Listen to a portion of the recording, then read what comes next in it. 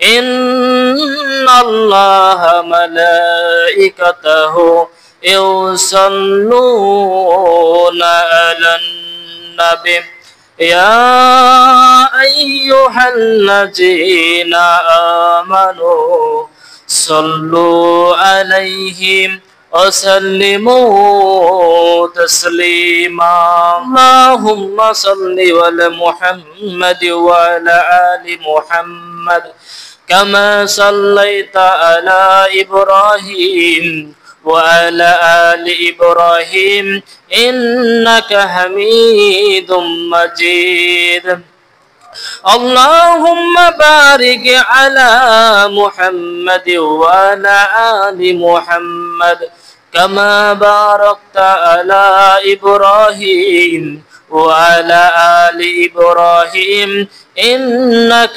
حميد مجيد لا إله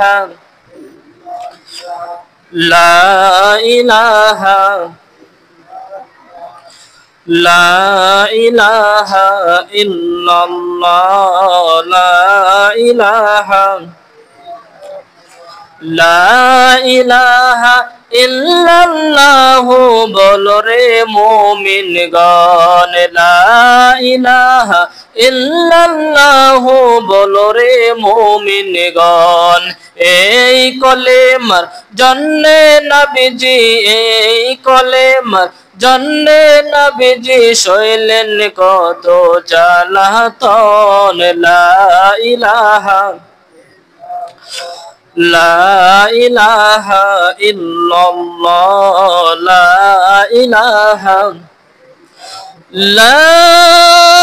ইলাহা ইল্লাল্লাহ মুহাম্মাদুর রাসূলুল্লাহ সাল্লাল্লাহু আলাইহি ওয়াসাল্লাম। আলহামদুলিল্লাহ, আমরা শুকরিয়া আদায় করছি মহান আল্লাহ তাআলার প্রতি, জাল্লা রব্বুল আলামিন আমাদেরকে একটা সপ্তাহ অর্থাৎ জুমার দিন আল্লাহ তাআলা আমাদেরকে কবুল করেছেন, নাকি বলেন? আজকে দেখেন অসংখ্য মানুষ বৃষ্টির কারণে অনেক আসতে পারতেছে না, হয়তো দেরি করতেছে, অনেকে প্রস্তুতি নিছে। আমিও অলরেডি অনেক আগেই বের হয়েছি, তারপরও দেখলাম বৃষ্টি ছাড়তেছে না, তারপরেও বৃষ্টির মধ্যে ভিজে পড়ে আসলাম। আল্লাহ তাআলা আমাদেরকে আসার জন্য তৌফিক দান করেছেন, সুযোগ করে দিয়েছেন। এজন্য আমরা সে মহান আল্লাহ তাআলার প্রতি শুকরিয়া আদায় করি। সবাই জবান খুলে মহব্বতের সঙ্গে বলে আলহামদুলিল্লাহ। দরুদ ও সালাম সে নবীর প্রতি, যে নবীর ওসিলায় আল্লাহ তাআলা আমাদের দুনিয়াতে পাঠাইলেন, যে নবীকে সৃষ্টি না করলে আল্লাহ রব্বুল আলামিন কুল কায়নাত কোনো কিছু সৃষ্টি করতো না, যে নবীর দয়ার মাধ্যম দিয়ে আমরা এত কিছু নিয়ামত আমরা ভোগ করতেছি, সেই মহান নেতার প্রতি আমরা সংক্ষিপ্তভাবে দরুদ পড়ি। সবাই বলে সাল্লাল্লাহু আলাইহি ওয়াসাল্লাম। সম্মানিত হাজিরিন, জানতে চাচ্ছি আপনারা সকলে কেমন আছেন? আলা কুল্লি হাল, সর্ব অবস্থায় ভালো রাখে কে? সর্ব অবস্থায় আল্লাহ তাআলা আমাদেরকে ভালো রাখে, নাকি বলেন? আল্লাহ তাআলা যদি আমাদের সাহায্যকারী হয়ে যায়, বলেন তো দুনিয়ার কোন মানুষ আমাদের ক্ষতি করতে পারবে? দুনিয়ার কোন মানুষকে ক্ষতি করতে পারবে না যতক্ষণ পর্যন্ত আল্লাহর সাহায্য যদি কোনো মানুষের উপর থাকে। ওই মানুষকে কোনোদিন ওই মানুষকে কি করতে পারবে না? বিভ্রান্ত করতে পারবে না, মানুষকে পথ ভ্রষ্ট করতে পারবে না। এই জন্য আল্লাহ সাহায্য যদি আমরা পাইতে চাই, তাহলে আমাদের কি করতে হবে? আল্লাহর হুকুম আহকাম আমাদেরকে মেনে চলতে হবে, নাকি বলেন? সম্মানিত হাজিরিন, আমি আপনাদের সামনে এসে যে বিষয় নিয়ে কথা বলবো সেটা হচ্ছে আমাদেরকে নফল ইবাদত সম্পর্কে। আমি এর আগেও আলোচনা করছিলাম কি নামাজ সম্পর্কে, নাকি বলেন? নামাজ আমরা কেন আলোচনা করি বেশি বেশি, এর কারণ হলো আমাদের যে মৃত্যুবরণ করার পর আমাদের সর্বপ্রথম যেটার হিসাব হবে সেটা কি? নামাজ। সে নামাজ যদি আপনার যদি ঠিক না হয়, আমরা যদি না পড়ি, তাহলে বলেন তো অবশ্যই কিন্তু আমাদের কি করতে হবে? সেদিন আমরা পার পাবো না। আর সাহায্য যদি আল্লাহর সাহায্য পেতে চাই, তাহলে কি আল্লাহর হুকুম হাকাম আমাদেরকে মেনে চলতে হবে। যেমন ধরেন, এই যে আল্লাহ সাহায্য যদি না আসতো, যেমন এই যে আমাদের কি হলো, একটা ছাত্র অর্থাৎ ঢাকা বিশ্ববিদ্যালয়ে যে কি হলো, নির্বাচন হলো, ঠিক কিনা? এখানে কিন্তু অনেক চেষ্টা করছে, বামপন্থী যারা আছে তারা অনেক চেষ্টা করছে যে তারা যে করে হোক, দুর্নীতি করে হোক, তারা কি জয়লাভ করবে। কিন্তু কি সম্ভব? আল্লাহ যদি কারো উপর সাহায্যকারী হয়ে যায়, আর কেউ তারকে ইয়া করতে পারবে? পারবে না। কারণ ইসলামকে যদি প্রতিষ্ঠিত করতে আল্লাহ সাহায্য ছাড়া সম্ভব না। আজ দেখেন ঢাকা বিশ্ববিদ্যালয় অনেক চেষ্টা করার পরও তারপরেও কিন্তু বাংলাদেশ ইসলামী ছাত্র শিবির সাদিক কায়েম ভাই কি হয়েছে? ভিপি নির্বাচিত হয়েছে। এটা কিন্তু তার যোগ্যতা হয়েছে নাকি আল্লাহর সহযোগিতার মাধ্যমে হয়েছে? আল্লাহ সাহায্য আসছে বিদায় সে কিন্তু কি হতে পারছে? ভিপি হতে পারছে। তেমনি ভাবে যেমন আবার অন্য অন্য বিশ্ববিদ্যালয়গুলো কি হচ্ছে? নির্বাচন চলতেছে। যেমন আবার জাহাঙ্গীরনগর বিশ্ববিদ্যালয়, এখানেও কিন্তু কি যে আপনার ধরেন বামপন্থী অনেক দল তারা চেষ্টা করতেছে, এমনকি এক দল আপনারা কি নির্বাচন বাতিলি তারা সরে দাঁড়াইছে, কারণ তারা নিশ্চিত জানে যে আমরা কি করব, পরাজয় বরণ করব। এই জন্য তারা কি হয়েছে, শেষ মুহূর্তে এসে কি করছে, তারা সেখান থেকে কি সরে দাঁড়াইছে। তারা দুর্নীতি করার অনেক চেষ্টা করছে, কিন্তু তারপরেও কিন্তু তারা পারে নাই। কারণ আল্লাহর সাহায্য এবং মানুষের ভালোবাসা যদি থাকে, তাহলে দুনিয়ার কোনো মানুষ চক্রান্ত করে তাকে কি করতে পারবে না, ঘায়েল করতে পারবে না। এজন্য সাহায্য আসতে হবে কার? আল্লাহ সাহায্য আমাদেরকে আসতে হবে। আর আল্লাহ সাহায্য যদি আমরা পেতে চাই, বলেন তো আল্লাহর হুকুম আহকাম মেনে হবে নাকি না মেনে হবে? তাহলে আল্লাহর হুকুম আহকাম আমাদেরকে মেনে চলতে হবে। যেমন বাংলাদেশ ইসলামী ছাত্র শিবির, তারা কি নামাজ পড়ে নাকি পড়ে না? অবশ্যই কিন্তু নামাজ পড়ে। 5 ওয়াক্ত নামাজ না পড়লে কিন্তু কি হতে পারে না, ছাত্র শিবিরে থাকতে পারে না। আপনারা যারা আছেন আপনারা হয়তো বলতে পারেন যে আপনারা খালি একদল প্রশংসা করতে, কারণ আপনি যদি ভালো কাজ করেন তাহলে আপনারও প্রশংসা করতে হবে, ঠিক কিনা? কারণ ভালো কাজে প্রশংসা করার দরকার, এটা আমাদের সকলেই করা দরকার, এতে সে কি হয়, উৎফুল্ল হয়, ঠিক কিনা? এই জন্য আপনিও ভালো কাজ করেন, আপনারা যারা বামপন্থী যারা করে তারাও যদি ভালো কাজ করে আমরা তাদেরও প্রশংসা করবো ইনশাআল্লাহ। তারপর আমাদেরকে যে সব মানুষ ভালো পথে থাকে, আল্লাহর দিনের পথে আসুক। আল্লাহর দিন যাতে বাংলার জমিনে যদি প্রতিষ্ঠিত হয়ে যায়, তাহলে সমাজের ভিতর দেশের ভিতরে শান্তি আসবে। কথা বলেন ঠিক কিনা? এই জন্য আমাদের অবশ্যই আল্লাহ সাহায্য যদি আমরা পেতে চাই, তাহলে আমাদের আল্লাহর প্রত্যেকটা হুকুম আহকাম আমাদের বেশি বেশি মেনে চলতে হবে।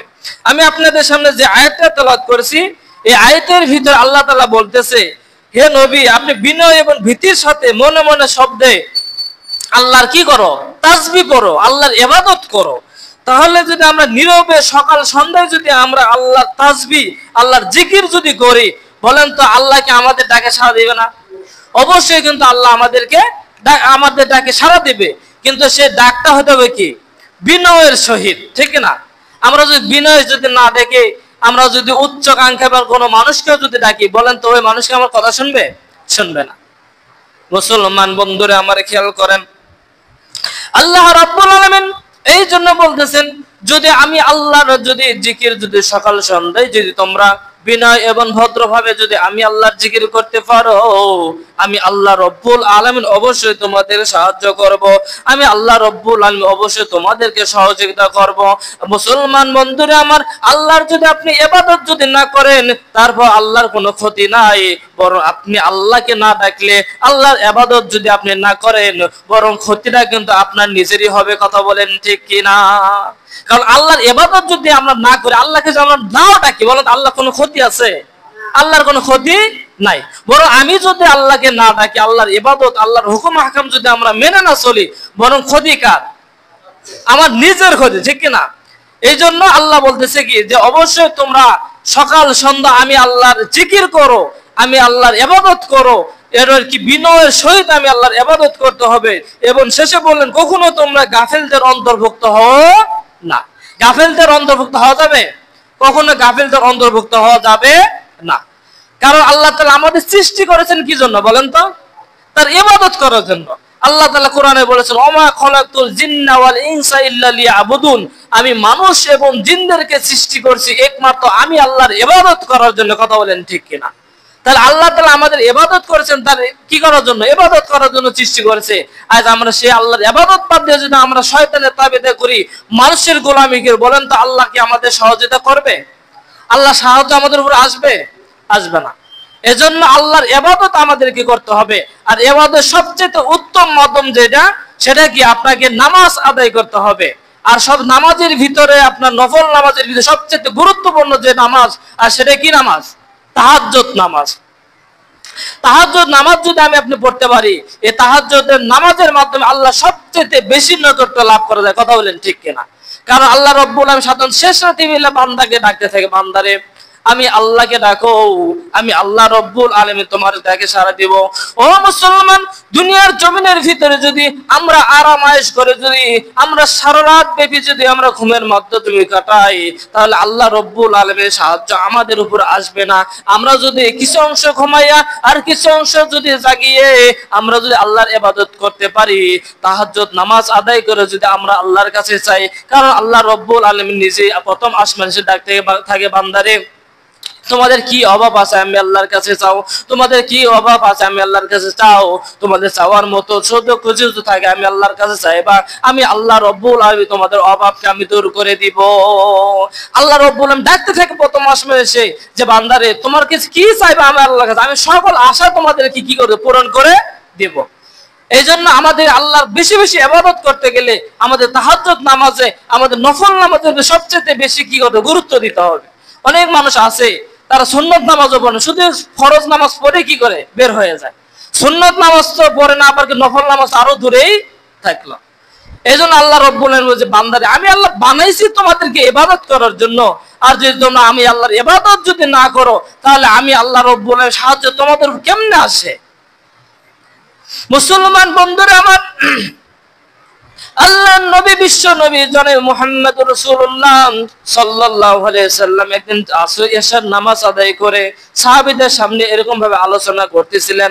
আলোচনা করতে করতে এক সময় সাহাবীদের সামনে বললেন যে সাহাবীরা, আল্লাহ রব্বুল আলামিন একটা গুড নিউজ তোমাদের জন্য জানাইছে। আল্লাহ রব্বুল আলামিন এই দুনিয়ার জমিনের ভিতরে আমার 10 জন সাহাবীকে আল্লাহ রব্বুল আলামিন জান্নাতের টিকিট এই দুনিয়ার জমিনে দিয়েছে। তবে তোমরা যে সাহাবীরা আরো যারা আছো তোমাদের মন খারাপ করার কোনো কারণ নাই, কারণ দুনিয়ার জমিনের ভিতরে যতগুলো সাহাবী আছে সমস্ত সাহাবী হলো জান্নাতি। সাহাবীরা কি জান্নাতে না জানে বলেন তো? সকল সাহাবীরা কি যারা ঈমানের সহিত মৃত্যুবরণ করবে তারাই কি সাহাবী, যারা রাসূলকে দেখেছেন স্বচক্ষে দেখে ঈমানের সহিত মৃত্যুবরণ করবে তারাই কি রাসূলের সাহাবী। আর সাহাবীরা কোনোদিন কি জাহান্নামে যাবে? জাহান্নামে যাবে না। সাহাবীরা তখন ডাক দিয়ে বলতেছে ইয়া রাসূলুল্লাহ ইয়া হাবিবাল্লাহ, আমরা আপনার কাছে একটু জানতে চাই, তাহলে আল্লাহ রব্বুল আলামিন 10 জন সাহাবীকে জান্নাতের সার্টিফিকেট দিল, এই 10 জন সাহাবীর সম্পর্কে একটু জানতে চাই। আমার নবীজি তখন ডাক দিয়ে বলে সাহাবীরা শোনো, আল্লাহ রব্বুল আলামিন দুনিয়ার জমিনের ভিতরে যে 10 জন সাহাবীকে জান্নাতের সার্টিফিকেট দিয়েছেন তার মধ্যে 1 নাম্বার সাহাবীর নাম হলো হযরত আবু বকর। 1 নাম্বার সাহাবীর নাম কি? 1 নম্বর সাহাবীর নাম হলো হযরত আবু বকর সিদ্দিক রাদিয়াল্লাহু তাআলা আনহু, 2 নম্বরে হযরত ওমর, 3 নম্বরে হযরত ওসমান, 4 নম্বরে হযরত আলী রাদিয়াল্লাহু তাআলা আনহু। এভাবে আস্তে আস্তে আল্লাহর নবী যখন 10 জন সাহাবীর নাম বললেন, 10 জন সাহাবীর নাম শেষ হওয়ার পর তাদের ভিতর একজন সাহাবী দাঁড়িয়ে গেলেন, তার নাম হলো হযরত আলী রাদিয়াল্লাহু তাআলা আনহু। দাঁড়িয়ে যাওয়ার পর রাসূলকে ডাকতে বলতেছে ইয়া রাসূলুল্লাহ ইয়া হাবিবাল্লাহ, আপনি 10 জন সাহাবীর নাম বললেন, তার মধ্যে আমি আলী আছি কি নাই? আল্লাহ নবী তখন ডাকতে আলী রে তুমি কি তোমার নামটাকে শুনতে পারো নাই? আলী তখন ডাকতে বলতেছেন ইয়া রাসূলুল্লাহ ইয়া হাবিবাল্লাহ, আলী তো আরো অনেকজনের নাম থাকতে পারে, অন্য কোন আলীও তো হতে পারে। আল্লাহ নবী তখন ডাকতে বলে সাহাবী আলী রে অন্য কোন আলী নয়, এটা হলো আমার মেয়ের জামাতা হযরত আলী রাদিয়াল্লাহু তাআলা আনহু, যার সন্তান হলো হযরত হাসান এবং হুসাইন, তারা হলো জান্নাতি যুবকদের সর্দার। জান্নাতি যুবকদের সর্দার কে? হযরত হাসান এবং হুসাইন রাদিয়াল্লাহু তাআলা আনহু। তখন রাসূল ডাকতে বলতেছে আলী রে এটা অন্য কোন আলী নয়, তিনি আমার চাচাতো ভাই, আমার মেয়ের জামাতা হাসান হুসাইনের বাবা শরীক খোদা হযরত আলী রাদিয়াল্লাহু তাআলা আনহু। তখন আলী ডাকতে বলতে ইয়া রাসূলুল্লাহ ইয়া হাবিবাল্লাহ, আল্লাহ তা আমাকে জান্নাতের সার্টিফিকেট দিল, আজ থেকে যদি আমি নামাজ বাদ দিয়ে দেই তারপরে কি আল্লাহ আমাকে জান্নাতে মানে রাখবে? তখন বলতেছে আল্লাহ যে সিদ্ধান্ত দেয় এটা আল্লাহর বদলায় না। আলী তখন ডাকতে বলতেছেন ইয়া রাসূলুল্লাহ, ইয়া হাবিবাল্লাহ, তাহলে আমি আপনার কাছে বলে যাই, আজকে থেকে কিন্তু আমি আর নামাজে আসব না, আমি আজকে থেকে নামাজ বাদ দিয়ে দিলাম। ও নবীজি, তাহলে ফজর নামাজ পড়ে কিন্তু আমি আসব না। এই কথা বলি আলী যখন বাড়ির দিকে চলে যায়, বাড়িতে গিয়ে বউরে ডাক দিয়ে বলতেছে, ফাতেমাকে ডাক দিয়ে বলতেছে, ওগো ফাতেমা, আমি কিন্তু নবীর কাছে বলে আসছি আজকে থেকে আমি ফজর নামাজ অর্থাৎ কোন নামাজ আমি আদায় করব না। ফাতেমা শুধু মুস্কি মুস্কি হাসে। আলী ডাক দিয়ে বলতেছেন, ফাতেমা রে, তুমি কেন মুস্কি মুস্কি হাসতেছো? এর কারণটা একটু জানতে চাই। ফাতেমা ডাক দিয়ে বলতেছেন, স্বামী গো, এর আগে কোনোদিন আপনাকে ডাক দেওয়া লাগে নাই, আজকে কেন ডাকার প্রশ্ন আসে? এবার আলী ডাক দিয়ে বলতেছে, ফাতেমা রে, আমি কিন্তু তোমার সাথে কিন্তু এগ্রি ফাজলামি কিন্তু করতেছি না, আমি সিরিয়াস কথা তোমাদের বলতেছি, আমি কিন্তু সত্যি সত্যি কিন্তু আজ ফজর নামাজে যাব না, তুমি যেন মনে ভুলেও যেন আমাকে ডাক দিও না। এবার ফাতেমা ডাক দিয়ে বলতেছেন, স্বামী আমি ঠিক আছে ডাক দেবো না, সমস্যা নাই। এবার রাত্রেবেলা যখন ঘুমিয়ে গেল, এবার ফজরের সময় বেলাল যখন মসজিদে যখন আজান দেয়, হাইয়া আলাস সালাহ, হাইয়া আলাস সালাহ, নামাজের দিকে আসো, নামাজের দিকে আসো, হাইয়া বসে আসসালাতু খায়রুম মিনান নাওম, যখন তার কানের ভিতরে চলে যায়, তখন আস্তে করে ঘুম থেকে উঠে যখন তিনি ওযু করতে যাবে, এমন সময় ডাক দিয়ে বলতেছেন, স্বামী আপনি তো আমার বাবাকে বলে আসছেন আপনি আজ থেকে নামাজ আদায় করবেন না, তাহলে আপনি কেন ওযু করে মসজিদ মেলা যাচ্ছেন? এবার আলী ডাক দিয়ে বলতেছেন, ফাতেমা রে, এতদিন নামাজ আদায় করছি, তাহলে একটা দিন যদি না যায় তাহলে কেমন লাগে? নামাজ পড়বো না ঠিক আছে, শুধু দূর থেকে একটু সাহাবীদের নামাজ পড়ার দৃশ্যটা একটু দেখতে চাই। এবার এই কথা বলিয়ে আলী চলে গেল কোথায়? মসজিদের ভিতরে চলে গেল। মুসলমান বন্ধুরা আমার, দেখেন সাহাবীরা কেমন ভাবে নামাজ আদায় করতো, এটা বোঝানোর জন্য আপনাদেরকে ঘটনার দিকে একটু টেনে নিয়ে আসলাম। এবার আলী রাদিয়াল্লাহু তাআলা আনহু আস্তে করে মসজিদে নববীর ভিতরে যখন চলে গেল, মসজিদে নববীর ভিতরে এবার মসজিদের ভিতরে ঢুকে নাই, বারান্দার বসে আছে। এবার বসে দিয়ে সাহাবীরা তখন দেখলো কি ব্যাপার, আলী তো বলে গেল সে আর নামাজে আসবে না। এবার ডাক দিয়ে বলতেছেন, আলী ভাই, আপনি তো আমার নবীর কাছে বলে গেলেন যে আপনি আর নামাজে আসবেন না, এরপরেও কেন আপনাকে মসজিদে দেখা যায়? এবার আলী ডাক দিয়ে বলতেছেন, রে সাহাবীরা রে, এতদিন তোমাদের সাথে নামাজ আদায় করেছি, কিন্তু আজকে একটু তোমাদের একটু নামাজটা আমি স্বচক্ষে দেখতে চাই। এবার আলী রাদিয়াল্লাহু তাআলা আস্তে করে যখন নামাজের সময় যখন হয়ে যায়, তার আগে 2 রাকাত কি পড়তে হয় বলেন তো? 2 রাকাত কি পড়তে হয়? 2 রাকাত সুন্নত নামাজ আদায় করতে হয়। এবার আলী রাদিয়াল্লাহু তাআলা আনহু যখন আস্তে করে 2 রাকাত সুন্নত নামাজের নিয়ত করে যখন দাঁড়ায় গেলেন, 2 রাকাত সুন্নত নামাজ আদায় করার পর এবার সাহাবী ডাক দিয়ে বলতেছেন, না আলী ভাই, আপনি তো নামাজ আদায় করবেন না, আপনি কেন নামাজ আদায় করলেন? বলেন, আমি তো শুধু ফরজ নামাজ পড়বো না এটা বলেছি, কিন্তু সুন্নত পড়বো না সেটা তো বলি নাই। এবার সুন্নত নামাজ আদায় করে এবার ওই জায়গার ভিতরে যখন বসে থাকলেন, এবার মুয়াজ্জিন সাহেব যখন বেলাল সাহেব যখন কামাজি সালাহ যখন বললেন, আস্তে করে তিনি সকল মানুষ সাহাবীদের দেখে সামনের দিকে যখন বসে গেলেন, সামনে যখন দাঁড়িয়ে গেলেন, এবার নামাজ আদায় করার পর আল্লাহ নবী যখন পিছনের দিকে যখন আলীকে দেখতে পাই, এবার নবীজি ডাক দিয়ে বলতেছেন, আলী রে, তুমি বলে গেলা যে তুমি আর নামাজ পড়বা না, এরপরও তোমাকে কেন সামনে কাতারে দেখতে পাই? এবার আলী ডাক দিয়ে বলতেছেন, নবীজি, আমি অনেক চেষ্টা করেছি যে নামাজ পড়বো না, কিন্তু আমার মন মানে না। যেমন ধরেন আপনারা যারা 5 ওয়াক্ত নামাজ আদায় করেন, 1 ওয়াক্ত নামাজ যদি আপনাদের ছুটে যায়, বলেন তো খারাপ লাগে না? খারাপ লাগে না? অবশ্যই খারাপ লাগে। কিন্তু যারা নামাজ পড়েই না, তারা 1 ওয়াক্ত নামাজ পড়লে তাদের খারাপ লাগে যে আমার এই সময়টাই নষ্ট, ঠিক কিনা বলে। কিন্তু আর যারা নামাজি, তার 1 ওয়াক্ত নামাজ যদি ছুটে যায়, এমনকি জামাতের সাথে যদি নামাজটাও ছুটে যায়, তারপরেও কিন্তু মনে কি লাগে? কষ্ট লাগে। এবার আলী ডাক দিয়ে বলছেন, ইয়া রাসূলুল্লাহ, ইয়া হাবিবাল্লাহ, আমি অনেক চেষ্টা করেছি নামাজ আদায় করব না, কিন্তু আমার মনটা মানে না, আমি এরপর আমার দিলটা মানে না, আমি কখন কিভাবে এখানে আসলাম, নামাজ আদায় করলাম, আমি কোনোভাবেই বুঝতে পারি নাই। মুসলমান বন্ধুরা আমার, আপনাকে যে কথাটা বোঝার জন্য বলতেছিলাম, আমাদের আপনাকে কবরে যদি আপনারা যাওয়ার পরে সর্বপ্রথম যেটা হিসাব হবে, আর সেটা হলো নামাজের হিসাব। কথা বলেন ঠিক কি না? এই জন্য বন্ধুরা আমার, আপনার নামাজ যদি সঠিক হয়, আমরা সঠিকভাবে যদি নামাজ আদায় করতে পারি, পারি, তাহলে অবশ্যই আমরা বিভিন্ন ধরনের বেহায়াপনার কাছ থেকে বিরত থাকতে পারবো। কথা বলেন ঠিক কি না? মুসলমান বন্ধুরা আমার, আল্লাহ রাব্বুল আলামিন কোরআন কারীমের ভিতরে জন্য বলেছেন ইন্নাস সালাতা তানহা আনিল ফাহশাই ওয়াল মুনকার। আল্লাহ রাব্বুল আলামিন বলেছেন কোন বান্দা যদি সঠিক সময়ে সঠিকভাবে যদি 5 ওয়াক্ত নামাজ যদি জামাতের সাথে আদায় করতে পারে, ওই বান্দা সমস্ত বেহায়াপনার কাছ থেকে বিরত থাকলো। এই জন্য আমাদের সঠিকভাবে নামাজ আদায় করতে হবে। কথা বলেন ঠিক কিনা? হযরত আলী রাদিয়াল্লাহু কেমন নামাজের প্রতি তার কেমন একটা মহব্বত ছিল, কেমন একটা মায়া ছিল। শুধু তাই নয়, হযরত আলী রাদিয়াল্লাহু তাআলা আনহু একদিন নামাজের দিকে যাচ্ছিলেন, নামাজের দিকে রওনা দিলেন, রাস্তা দিয়ে যাচ্ছিলেন। এমন সময় শয়তান সামনে, কে সামনে? শয়তান সামনে। শয়তান বলছে যাক আজকে আলীকে ঠেকাম, যে করে হোক আলীকে কি করবো, আজকে নামাজে বাধা দিবই। এই কথা বলিয়ে এবার আলীর সামনে তখন মানুষের স্বর ধরে কি হয়েছে, সামনে দাঁড়াইছে। দাঁড়া বলতেছে আলী তুমি কই যাও? বলতেছে নামাজ পড়তে যাই। কই কেবল আজান দিল, এখন অনেক সময় আছে, একটু পরে যাও, তার আগে আমার প্রশ্নের উত্তর দিয়ে যাও। বলতেছেন না, আমি তোমার প্রশ্নের উত্তর আমি নামাজ পড়ে এসে তোমাকে দেব। তুমি শয়তান কোনোভাবেই ছাড়তেছে না। বলতেছে এখনো অনেক সময় আছে। আজ দেখেন আমারও কিন্তু দেখেন অনেক সময় আছে। বলে কি না আজান হয়ে গেছে, সময় আছে, যাবনি, 5 মিনিট আছে, 10 মিনিট আছে, এভাবে করতে করতে শয়তান কিন্তু নামাজ পড়তে বাধা দেয় না। শয়তান চায় কি যে আরো দেরি করে যায়, সময় আছে অনেক, ঠিক কিনা? শয়তান চায় কি আরো সময় আছে, তুমি পরে যাও, কিন্তু বাধা সরাসরি দেয় না। এভাবে আস্তে আস্তে কি করে, আস্তে আস্তে নামাজ থেকে গাফিল করে। এবার আলী রাদিয়াল্লাহু তাআলা আনহু কোনোভাবেই যখন ছাড়তেছে না যে একটা প্রশ্ন আমি আপনাকে বলবো, এর উত্তর দিয়ে চলো, শুধু ছোট্ট একটা প্রশ্ন।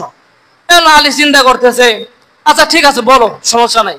এবার আলী বলতেছে আচ্ছা, শয়তান বলতেছে যে তোমাকে একটা প্রশ্ন, সেটা হলো এই পৃথিবীতে যতগুলো সৃষ্টি আছে, যতগুলো প্রাণী আছে, কোন কোন প্রাণী ডিম দেয় আর কোন কোন প্রাণী বাচ্চা দেয়, এর উত্তরটা দিয়ে তুমি কি করবে, মসজিদে চলে যাও, কোনো সমস্যা নাই। আচ্ছা এই প্রশ্নটা যদি আপনাকে করা হয়, বলেন তো 1 মিনিটে কি সম্ভব? কতগুলো প্রাণী ডিম দেয় আর কতগুলো প্রাণী বাচ্চা দেয়? আচ্ছা আমরা যদি হিসাব করি, অল্প সময় সম্ভব? সম্ভব না। কিন্তু আলী সম্পর্কে রাসূল সাল্লাল্লাহু আলাইহি ওয়াসাল্লাম কি বলেছেন? রাসূল সাল্লাল্লাহু আলাইহি ওয়াসাল্লাম বলেছে আনা মাদিনাতু ইলমি ওয়া আলাইহুম বাবুহা। আমি হলাম ইলমের শহর আর আলী হচ্ছে তার দরজা। তাহলে কেউ যদি ইলমের শহরে ঢুকতে চায়, তাহলে অবশ্যই তাকে সর্বপ্রথম কোথায় যেতে হবে? তাকে দরজা দিয়ে প্রবেশ করতে হবে। কারণ আলী অনেক জ্ঞানী ছিলেন, যার কারণে কি তার নবী তার সম্পর্কে বলেছেন যে আমি যদি ইলমের শহর হই, আর সেই শহরের দরজা হচ্ছে কে? হযরত আলী রাদিয়াল্লাহু তাআলা আনহু। এবার আলী রাগদা বলতেছেন তাহলে ঠিক আছে, তোমার প্রশ্ন আমি জবাব দেই, দিয়েই তো মসজিদে চলে যাবো, সমস্যা নাই। সেটা হচ্ছে তুমি বেছে নেবা যে এই দুনিয়ার জমিনের ভিতরে যেসব প্রাণীর দেখবা যে সরাসরি কান দেখা যায় না, কি দেখা যায় না? কান দেখা যায় না। যেসব প্রাণীর কান দেখা যায় না, ওই সব প্রাণী কি দেয়? ডিম দেয়। আর যে সমস্ত প্রাণীকে তুমি দেখবা কান দেখা যায়, ওই সব প্রাণী বাচ্চা দেয়। এখন তুমি হিসাব করে মিলিয়ে নাও। তাহলে একটা জিনিস দেখেন, এই যে প্রশ্নটা আপনার শুনছিলেন, অনেকে হয়তো শুনেন নাই, আজকের নতুন তথ্য শুনলেন না। একটা আপনারা মিলে দেখেন, যে আপনারা মনে মনে ভাবেন, দেখেন যে যে প্রাণীর কান আছে মানে দেখা যায় বাইরের থেকে, সে প্রাণীর কি দেয়? বাচ্চা দেয়। আর যে সমস্ত প্রাণীর কান দেখা যায় না, সে সমস্ত প্রাণীর কি দেয়? ডিম দেয়। যেমন গরু কান দেখা যায়, বাচ্চা দেয় না? তারপরে আপনার ছাগল কান দেখা যায়, বাচ্চা দেয়। তারপরে আপনার মুরগি কান দেখা যায় না, কি দেয়? ডিম দেয়। তারপরে আপনার পশু পাখি যেটা আছে, এরা কিন্তু কি কান দেখা যায়, এরা কি দেয়? ডিম দেয়। এই জন্য আল্লাহ নবী বলেছেন যে আমি যদি ইলমের শহর হই, আর সেই ইলমের শহরের দরজা হচ্ছে কে? হযরত আলী রাদিয়াল্লাহু তাআলা আনহু। এজন্য আমাদেরকে ইলম অর্জন করতে হবে। কারণ ইলম অর্জন করে এটা কিন্তু কত বড় একটা সওয়াবের কাম। আমরা মুসলমানদের, আমাদের প্রত্যেকটা মুসলমান ইলমে দ্বীন অর্জন করা ফরজ। আল্লাহ নবী বলেছেন তলাবুল ইলমি ফারিদাতুন আলা কুল্লি মুসলিমিন। প্রত্যেকটা মুসলমানদেরকে ইলমে দ্বীন অর্জন করা ফরজ। কথা বলেন ঠিক কিনা? এটা কেন বলেছেন?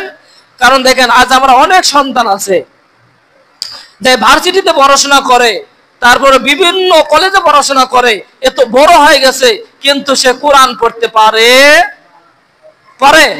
না। আবার দেখেন ওই সন্তান যখন তার বাবা যখন মারা যায়, সে জানাজা যে করবে, এই জানাজাটাও সে নিজে করতে পারে না।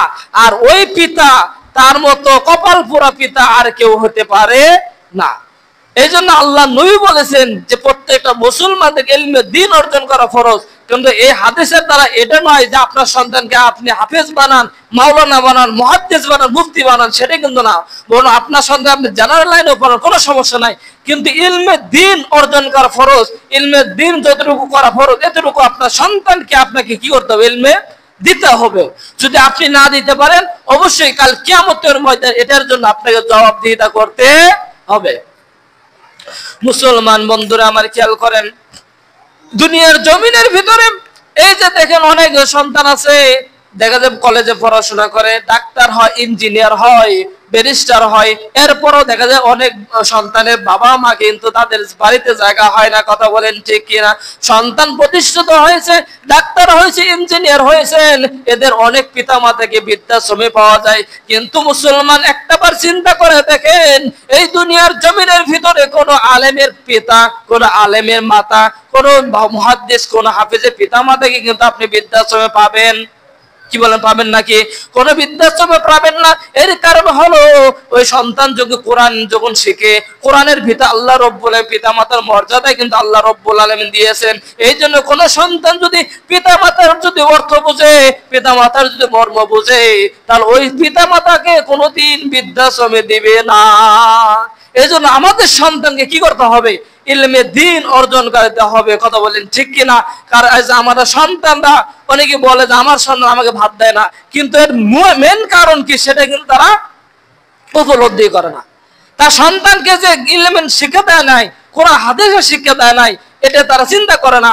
তারা মানে ফলের গাছ না গায়ে ফল খাবার চায়, ঠিক কিনা? আছে না যে আমি ফলের গাছ লাগাই নাই, আমি যদি ফল খাবার, তাহলে আমার মতো আহম্মক আর কেউ থাকবে না। এজন্য আমার সন্তানকে যদি আমি আমার সন্তানের খেদমত পাইতে চাই, তাহলে আমার সন্তানকে আগে ভালোভাবে উত্তম রূপে আগে গড়ে তুলতে হবে। কথা বলেন ঠিক কিনা? আল্লাহ তাআলা আমাদের সকলকে সন্তানদেরকে ইলমে দ্বীন অর্জন করার তৌফিক দান করুক এবং আমাদের নামাজের প্রতি যত্নশীল হওয়ার তৌফিক দান করুন। কারণ এই নামাজ যদি আমাদের ত্রুটিপূর্ণ হয়ে যায়, আমরা মানুষকে দেখানোর যদি নামাজ আদায় করি, মানুষকে খুশি করার জন্য যদি আমরা নামাজ আদায় করি, তাহলে এই নামাজ আল্লাহর দরবারে কোনোদিন পৌঁছাবে না। এই জন্য সাহাবীদের থেকে আমাদের শিক্ষা নিতে হবে, সাহাবীদের জীবনী পড়তে হবে, নবীদের জীবনী পড়তে হবে। এগুলো জীবনে পড়ে যদি আমরা যদি নিজের জীবনটাকে সেভাবে সেটেল করতে পারি, তাহলে অবশ্যই আমি আপনিও কিন্তু আল্লাহর প্রত্যেকটা হুকুম আকামের ভিতরে আমরা থাকবো ইনশাআল্লাহ। আল্লাহ তাআলা আমাদের সকলকে 5 ওয়াক্ত নামাজ এবং আল্লাহর বেশি বেশি ইবাদত করার তৌফিক দান করুক এবং মৃত্যুর পূর্বে আল্লাহ তাআলা আমাদের সকলকে ঈমান আমল নিয়ে কবরে যাওয়ার তৌফিক দান করুক। সবাই বলেন আল্লাহুম্মা আমিন। ওয়া আখিরি দাওয়ানা আলহামদুলিল্লাহি রাব্বিল আলামিন। আসসালামু আলাইকুম ওয়া রাহমাতুল্লাহি ওয়া বারাকাতুহু।